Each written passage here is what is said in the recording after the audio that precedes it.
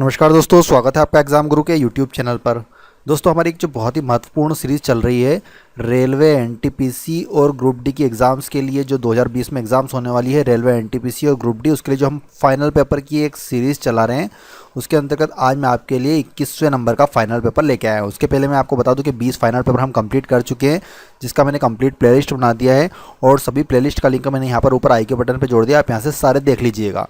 दोस्तों, मैं आपको बता दूं, पहले ही बता चुका हूँ, 100 वीडियो कंप्लीट करेंगे और हर वीडियो के अंतर्गत 40 क्वेश्चन देख रहे हैं। इस प्रकार 4000 टॉप मोस्ट एमसीक्यू हम कंप्लीट करेंगे, जिसके अंतर्गत आपको last 1 year current affairs, science और जीके के क्वेश्चन होंगे। और जिस भी बच्चे ने 4000 एमसीक्यू अच्छे से देख ली, यकीन मानिए कि एग्जाम में आप जो 40 क्वेश्चन आने वाले हैं जीके, जीएस और करंट अफेयर्स के, उसमें आसानी से 35+ मार्क्स प्राप्त कर सकते हैं पूरे गारंटी के साथ। इसलिए आप एक भी क्वेश्चन को स्किप मत कीजिए, एक भी वीडियो को स्किप मत कीजिए, वीडियो पूरा शुरू से आखिर तक देखिए और मेरे साथ साथ कमेंट बॉक्स में आंसर देने की कोशिश कीजिए, जिससे कि आपका भी रिवीजन होता रहे।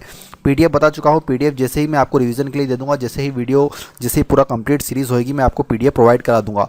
सभी क्वेश्चन महत्वपूर्ण है, एक भी क्वेश्चन को स्किप मत कीजिए। तो चलिए, आज का जो हमारा फाइनल पेपर नंबर 21 है रेलवे ग्रुप डी और एनटीपीसी के लिए, वो शुरू करते हैं। वीडियो शुरू करने से पहले आपसे कहना चाहता हूँ, डेली की तरफ फटाफट सभी स्टूडेंट्स एक लाइक कर दीजिए और शेयर ज़्यादा से ज़्यादा कीजिए। जब वीडियो कंप्लीट हो जाए तो शेयर ज़्यादा से ज़्यादा कीजिए, जिससे कि मैं आपके लिए आगे भी इस तरह के वीडियो लाता रहूँ और जल्दी से सीरीज़ कंप्लीट करा दे।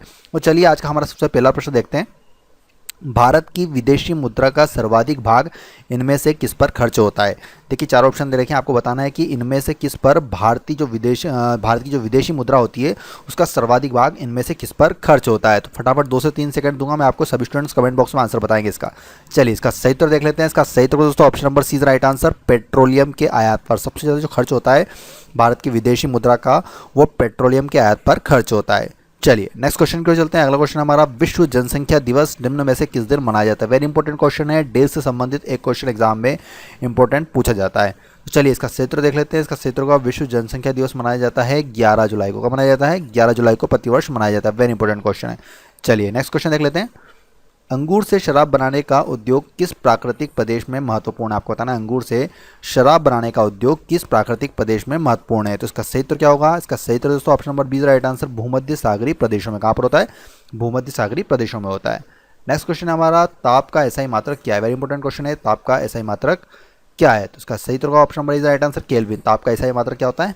केल्विन होता है। नेक्स्ट क्वेश्चन देख लेते हैं। अगला क्वेश्चन हमारा, भारतीय कृषि में जुलाई से अक्टूबर नवंबर तक की अवधि को क्या कहा जाता है? देखिए, भारतीय कृषि में जुलाई से अक्टूबर नवंबर तक की अवधि को क्या कहा जाता है? तो कहा जाता है खरीफ का मौसम। इस मौसम में जो फसलें आती हैं उन्हें खरीफ की फसलें कहा जाता है। वेरी इंपॉर्टेंट क्वेश्चन है, ध्यान रखिएगा। चलिए, नेक्स्ट क्वेश्चन देख लेते हैं। अगला क्वेश्चन हमारा, सन सिटी अवस्थित है। आपको बताना है सन सिटी कहाँ पर स्थित है। तो इसका सही दोस्तों option number D right answer, दक्षिण अफ्रीका में स्थित है। कहाँ पर स्थित है? दक्षिण अफ्रीका में स्थित है। चलिए दोस्तों, नेक्स्ट क्वेश्चन देखते हैं। भूमध्य सागरीय जलवायु की प्रमुख विशेषता क्या है?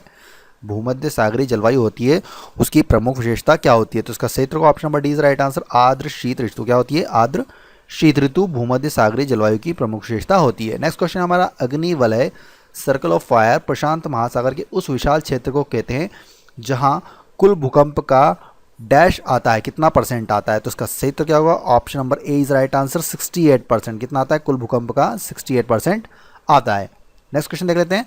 निम्न में से कौन सा ना तो तत्व है और न ही यौगिक? आपको बताना है निम्न में से कौन सा ना तो तत्व की श्रेणी में आता है, न ही यौगिक की श्रेणी में आता है। देखिए, जो वायु है, वायु न तो तत्व की श्रेणी में आती है, न ही यौगिक की श्रेणी में आती है।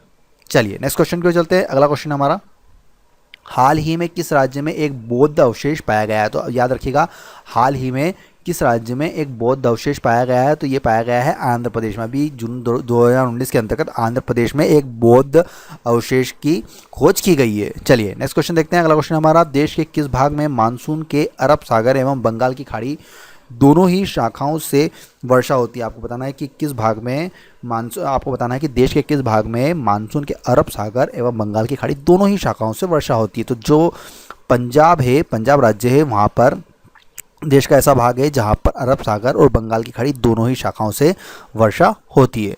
चलिए, नेक्स्ट क्वेश्चन हमारा, नीति आयोग द्वारा हाल ही में जारी इंडिया इनोवेशन इंडेक्स 2019 में कौन सा राज्य पहले स्थान पर रहा है? तो देखिए, जो भी हाल ही में अक्टूबर 2019 में नीति आयोग द्वारा जो इंडियन इनोवेशन इंडेक्स 2019 की जो लिस्ट जारी की गई है, उसमें सबसे टॉप पर रहा है कर्नाटक राज्य। कौन सा रहा है? कर्नाटक राज्य। याद रखिएगा, वेरी इंपॉर्टेंट क्वेश्चन है करंट अफेयर्स का। चलिए, नेक्स्ट क्वेश्चन हमारा, भारत में शुरू की गई स्वाभिमान योजना किससे संबंधित है? भारत में शुरू की गई स्वाभिमान योजना किससे संबंधित है? तो इसका क्षेत्र option number C right answer ग्रामीण बैंकिंग से। किससे संबंधित है ये? ग्रामीण बैंकिंग से संबंधित है। नेक्स्ट क्वेश्चन देख लेते हैं। अगला क्वेश्चन हमारा पूर्ण विकिरण उत्ताप मापी किस सिद्धांत पर आधारित है? जो पूर्ण विकिरण उत्ताप मापी होता है वह किस सिद्धांत पर आधारित होता है? तो याद रखिएगा स्टीफन के नियम पर आधारित होता है। किस पर आधारित होता है? स्टीफन के नियम पर आधारित होता है। नेक्स्ट क्वेश्चन है निम्नलिखित में से किस देश की सरकार ने हाल ही में सरकारी कार्यालयों में नकाब पहनने पर प्रतिबंध लगा दिया है? आपको बताना इनमें से किस देश की सरकार ने हाल ही में सरकारी कार्यालयों में नकाब पहनने पर प्रतिबंध लगा दिया है? करंट अफेयर्स का क्वेश्चन है। अभी हाल ही में जुलाई 2019 में, कब? जुलाई 2019 में ट्यूनीशिया की सरकार ने सरकारी कार्यालयों में नकाब पहनने पर प्रतिबंध लगा दिया है। वेरी इंपॉर्टेंट क्वेश्चन है, ध्यान रखिएगा। चलिए नेक्स्ट क्वेश्चन देखते हैं। पश्चिम हिमालय संसाधन प्रदेशों के प्रमुख संसाधन हैं। आपको बताना है कि पश्चिमी हिमालय संसाधन प्रदेशों के प्रमुख संसाधन कौन से हैं? तो इसका सही उत्तर का option number A is right answer 1 है। कौन से? 1 होते हैं। चलिए दोस्तों नेक्स्ट क्वेश्चन देखते हैं। निम्नलिखित में से किसे हाल ही में मिस वर्ल्ड 2019 चुना गया? आपको बताना है हाल ही में किसे मिस वर्ल्ड 2019 चुना गया है। तो इसका क्षेत्र का option number B is right answer टोनी एनसी। किसको चुना गया है? टोनी एनसी को चुना गया है। मिस वर्ल्ड 2019 चुना गया है। नेक्स्ट क्वेश्चन देख लेते हैं। अगला क्वेश्चन हमारा एंटी फ्रीज एक मिश्रण है। एंटी फ्रीज एक मिश्रण है। किसका मिश्रण होता है? बताएंगे सभी स्टूडेंट फटाफट। इसका सही उत्तर का option number C right answer methyl alcohol व जल का मिश्रण होता है। किसका मिश्रण होता है? मिथाइल एल्कोहल व जल का मिश्रण होता है। नेक्स्ट क्वेश्चन देख लेते हैं। निम्नलिखित में से भारत के संविधान के किस एक अनुच्छेद अनुसूची का संबंध स्वशासी जिला परिषदों से? आपको बताना है कि भारत के संविधान के किस एक अनुच्छेद या फिर अनुसूची का संबंध स्वशासी जिला परिषदों से होता है? तो इसका सही option number C right answer छठी अनुसूची का संबंध होता है। किसका होता है? छठी अनुसूची का संबंध। इंडियन पॉलिटी का ये वाला क्वेश्चन इंपॉर्टेंट है। नेक्स्ट क्वेश्चन है लाल रक्त कणिकाएं किस नाम से जानी जाती है? जो लाल रक्त कणिकाएं होती है वह किस नाम से जानी जाती है? तो याद रखिएगा एरिथ्रोसाइट्स। किस नाम से जानी जाती है? एरिथ्रोसाइट्स नाम से जानी जाती है लाल रक्त कणिकाएं। साइंस बायोलॉजी का महत्वपूर्ण प्रश्न है। चलिए दोस्तों नेक्स्ट क्वेश्चन देखते हैं। नासा के किस यान ने 42 वर्षों की यात्रा के बाद नवंबर 2019 में सूर्य की परिधि तक पहुंचने का रिकॉर्ड कायम किया? आपको उस नासा के उस यान का नाम बताना है जिसने 42 वर्षों की यात्रा के बाद नवंबर 2019 में सूर्य की परिधि तक पहुंचने का रिकॉर्ड बनाया है। तो उसका चित्र का दोस्तों option number B right answer Voyager 2। कौन क्या नाम है उसका? वोयागर 2। चलिए नेक्स्ट क्वेश्चन देख लेते हैं। अगला क्वेश्चन हमारा निम्नलिखित में से कौन सा मुगल बादशाह पहले तो अंग्रेजों का कैदी रहा और बाद में जीवन पर्यंत मराठों का पेंशन भोगी रहा? आपको बताना है उस मुगल बादशाह का नाम बताना है जो पहले तो अंग्रेजों का कैदी रहा था और बाद में जीवन पर्यंत मराठों का पेंशन भोगी रहा है। तो इसका क्षेत्र option number is right answer Shah Alam द्वितीय। कौन था वो? शाह आलम द्वितीय था। चलिए नेक्स्ट क्वेश्चन देख लेते हैं। अगला क्वेश्चन हमारा जल में आसानी से घुलनशील इनमें से कौन है? आपको बताना है इनमें से कौन जल में आसानी से घुल जाता है? तो इसका क्षेत्र option number C right answer ammonia. Ammonia जो होता है कि जल में आसानी से घुल जाता है। चलिए दोस्तों नेक्स्ट क्वेश्चन देखते हैं। भारत की कुल जनसंख्या में बिहार की जनसंख्या का कितना प्रतिशत है? ये 2011 की जनगणना के अनुसार बताएंगे कि जो भारत की कुल जनसंख्या में बिहार की जनसंख्या का प्रतिशत कितना है? तो इसका क्षेत्र तो option number A is right answer 8.60%। कितना है? 8.60% भारत की कुल जनसंख्या में बिहार की जनसंख्या का योगदान है। चलिए नेक्स्ट क्वेश्चन देख लेते हैं। किस पुस्तक में कृष्णदेव राय अपने राजनीतिक प्रशासनिक सिद्धांतों का वर्णन मिलता है? आपको बताना है कि किस पुस्तक है इनमें से किस पुस्तक में कृष्णदेव राय के राजनीतिक प्रशासनिक सिद्धांतों का वर्णन मिलता है? तो इसका क्षेत्र का option number is right answer Amuktamalyada. किस में मिलता है? कौन सी पुस्तक में मिलता है? तो आमुक्त मालयद पुस्तक में जो कृष्णदेव राय हैं उनके राजनीतिक प्रशासनिक सिद्धांतों का वर्णन मिलता है। चलिए नेक्स्ट क्वेश्चन देख लेते हैं। अगला क्वेश्चन हमारा किस देश का प्राचीन नाम फार्मोसा है? आपको बताना इनमें से किस देश का प्राचीन नाम फार्मोसा है? तो इसका क्षेत्र का option number C right answer Taiwan. किसका है? ताइवान का प्राचीन नाम क्या है? फार्मोसा। चलिए अगला क्वेश्चन देख लेते हैं। यूरोप में जूरा पर्वत से जिनेवा झील की तरफ रात्रि में चलने वाली शीतल एवं शुष्क पवनों को किस नाम से जाना जाता है? तो किस नाम से जाना जाता है उन पवनों को? तो जाना जाता है जोरान नाम से। किस नाम से जाना जाता है? जोरान नाम से। मतलब ऑप्शन नंबर डी इस क्वेश्चन का सही उत्तर हो जाएगा। चलिए नेक्स्ट क्वेश्चन देखते हैं। अवश्रव्य तरंगों की आवृत्ति कितनी होती है? अवश्रव्य तरंगों की आवृत्ति कितनी होती है? फ्रीक्वेंसी बताना है आपको। तो इसका क्षेत्र का option number is right answer 20 hertz से कम होती है। कितनी होती है? 20 हर्ट्ज से कम होती है। चलिए नेक्स्ट क्वेश्चन देख लेते हैं। पूर्व मध्यकालीन भारतीय इतिहास में 750 ईस्वी से 1200 ईस्वी तक का समय मुख्यतः माना जाता है। क्या माना जाता है? तो इसका क्षेत्र का दोस्तों option number B right answer Rajput काल। क्या माना जाता है उसे? राजपूत काल माना जाता है। नेक्स्ट क्वेश्चन देख लेते हैं। स्थिर पानी में मिट्टी का तेल डालने पर मच्छर कम होते हैं। ऐसा क्यों होता है? आपने देखा होगा कि स्थिर पानी है तो वहाँ पर अगर आप मिट्टी का तेल डालेंगे तो वहाँ पर मच्छर कम पैदा होता है। इसका कारण क्या होता है? तो इसका कारण होता है लार्वा के सांस में बाधा डालता है, जिससे कि मच्छर कम पैदा होते हैं। जो मच्छरों के जो लार्वा होते हैं उनके सांस में बाधा डाल देता है मिट्टी का तेल, इसलिए वहाँ पर मच्छर कम पैदा होते हैं। Option number C right answer. चलिए नेक्स्ट क्वेश्चन है हमारा, महाराष्ट्र में गणपति उत्सव आरंभ करने का श्रेय किसको प्राप्त है? तो किसको प्राप्त है महाराष्ट्र में गणपति उत्सव आरंभ करने का श्रेय? तो ये प्राप्त है बाल गंगाधर तिलक को। किसको प्राप्त है? बाल गंगाधर तिलक को प्राप्त है। चलिए अगला क्वेश्चन देख लेते हैं, निम्नलिखित राज्यों में से कौन सा पवन ऊर्जा के उत्पादन में प्रथम स्थान रखता है? तो किस राज्य में सबसे ज़्यादा पवन ऊर्जा पैदा की जाती है, मतलब सबसे ऊपर कौन आता है पवन ऊर्जा के उत्पादन में? तो इसका सही तो option number A right answer, Gujarat राज्य आता है। कौन सा राज्य आता है? गुजरात राज्य आता है। चलिए नेक्स्ट क्वेश्चन देख लेते हैं, 2011 की जनगणना में भारत में ग्रामीण जनसंख्या का कितना प्रतिशत था?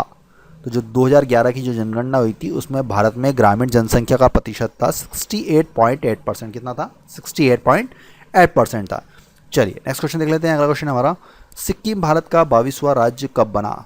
सिक्किम भारत का 22वां राज्य बना कौन से संशोधन के द्वारा बना? तो याद रखिएगा जो 36वें संशोधन के द्वारा जो सिक्किम था वो भारत का 22वां राज्य बना था। Option number D is right answer. चलिए नेक्स्ट क्वेश्चन हमारा, डीआरडीओ द्वारा जमीन से 25 किलोमीटर तक हवा में मार करने वाली किस मिसाइल का चांदीपुर रेंज से सफल परीक्षण किया गया है? तो कौन सी वो मिसाइल का आपको नाम बताना है जिसका भी हाल ही में डीआरडीओ द्वारा जमीन से 25 किलोमीटर तक हवा में मार करने वाली मिसाइल का चांदीपुर रेंज में सफल परीक्षण किया गया है? तो इसका क्षेत्र का option number C right answer, Akash 1S। किसका परीक्षण किया गया है? आकाश 1S का। चलिए नेक्स्ट क्वेश्चन हमारा, 3 पिन बिजली के प्लग में सबसे लंबी पिन को जोड़ना चाहिए। जो आपने देखा होगा 3 पिन जो बिजली का पिन और प्लग होता है उसमें सबसे लंबी पिन को किससे जोड़ना चाहिए? तो इसको जोड़ना चाहिए आधार सिरे से। किससे जोड़ते हैं हम उसको? आधार सिरे से जोड़ते हैं हम। चलिए नेक्स्ट क्वेश्चन देखते हैं, अगला क्वेश्चन है हमारा, असहयोग आंदोलन शुरू करने के समय भारत के वायसराय कौन थे?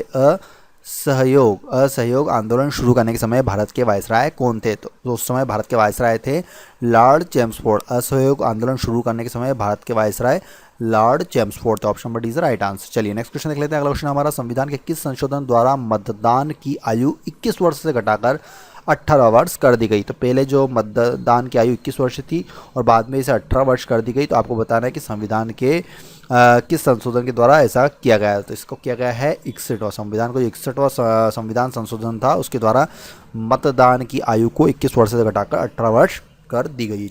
चलिए दोस्तों नेक्स्ट क्वेश्चन देखते हैं, पंजाब के निर्माण में सबसे महत्वपूर्ण नदी इनमें से कौन सी? आपको बताना है कि पंजाब राज्य के निर्माण में इनमें से सबसे महत्वपूर्ण नदी कौन सी है? तो इसका सही होगा option number D right answer, Sindhu नदी। कौन सी नदी है? सिंधु नदी। चलिए नेक्स्ट क्वेश्चन देख लेते हैं, अगला क्वेश्चन है हमारा, प्रत्येक वर्ष 18 जुलाई को निम्नलिखित में से कौन सा दिवस मनाया जाता है? याद रखिएगा प्रत्येक वर्ष जो 18 जुलाई को मनाया जाता है नेल्सन मंडेला दिवस, मतलब ऑप्शन नंबर डी इस क्वेश्चन का सही उत्तर हो जाएगा। चलिए नेक्स्ट क्वेश्चन की ओर चलते हैं, अगला क्वेश्चन हमारा, इस क्रिया के फलस्वरूप पौधे में ऑक्सीजन का निकास एक कार्बन डाइऑक्साइड का अवशोषण होता है। आपको बताना है कि इस क्रिया के फलस्वरूप पौधे में ऑक्सीजन का निकास होता है और कार्बन डाइऑक्साइड का अवशोषण होता है। तो कौन सी होती है? तो याद रखिएगा प्रकाश संश्लेषण की क्रिया के फलस्वरूप ऐसा होता है।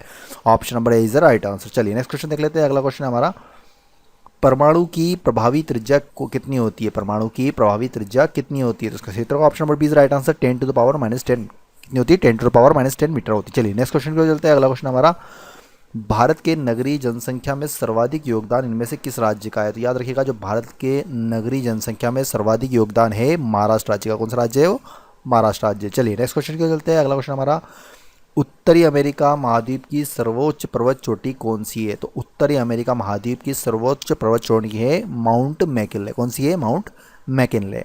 तो दोस्तों आज हमने आपको रेलवे 2020 में जो एग्ज़ाम होने वाली है एनटीपीसी और ग्रुप डी उसके लिए फाइनल पेपर नंबर 21 कंप्लीट करा दिया है। पिछले बाकी के 20 अगर फाइनल पेपर देखना तो आगे बढ़ने से देख लीजिएगा। टोटल 100 फाइनल पेपर आएंगे।